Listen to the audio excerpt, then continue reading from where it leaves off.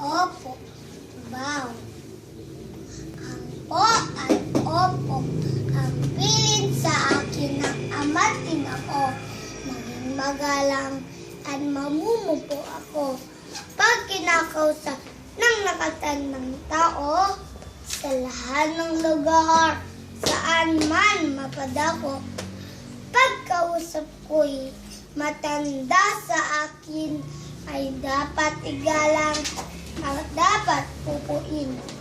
Natutuwa ako, bigas-bigasin ang po at opo ng buong pagkilos.